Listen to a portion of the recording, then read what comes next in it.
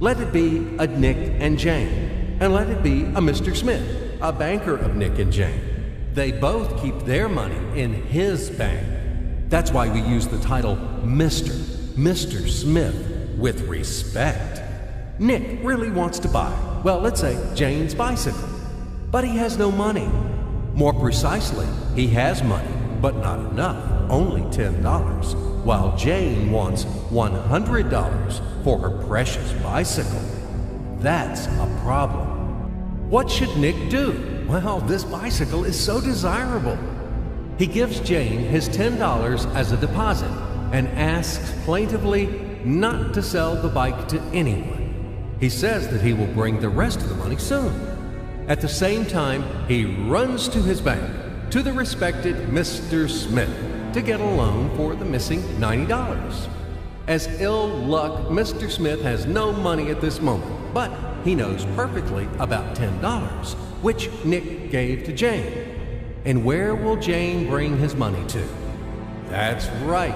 She will put these $10 in her lovely bank to the same Mr. Smith. Therefore, Mr. Smith asks Nick to come back tomorrow in the hope that tomorrow he will get these $10. And everything happens this way. The next day, Jane brings $10 to the bank. The bank provides Nick these $10 on credit. Nick immediately gives them to Jane. She again puts them in a bank. The bank again provides Nick these $10 on credit, etc. As long as Nick the fool will gather enough money for the bicycle. Don't you get confused yet? Be patient, I told you. These demons have been trying to confuse you during 1,000 years. These damn economists and financiers. But anyway, we will figure everything out. So what do we have in the end? Nick finally got the bike from Jane. Wow! But at the same time, Nick owes $90 to the bank, Mr. Smith. And the bank, in its turn, owes $100 to Jane. In other words, those $10, which existed initially, have magically turned into $200, $190 of debts plus real $10.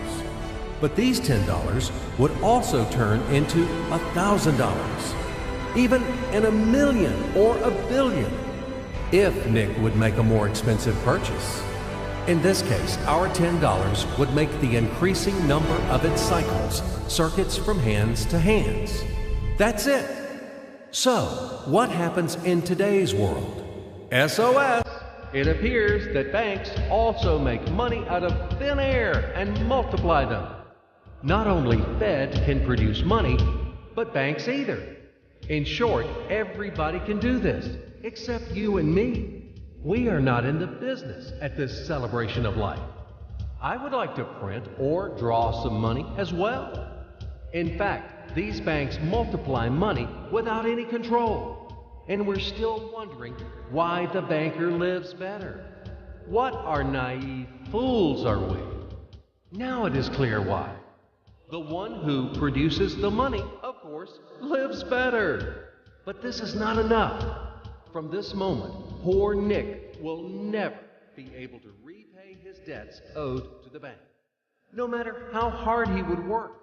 Silly Nick doesn't know it yet, that he's in slavery to the bank, in credit bondage forever, because those $90, which he owes to Mr. Smith, do not exist in nature at all. Sly Mr. Smith made his money out of nothing. He created them out of thin air, just one click.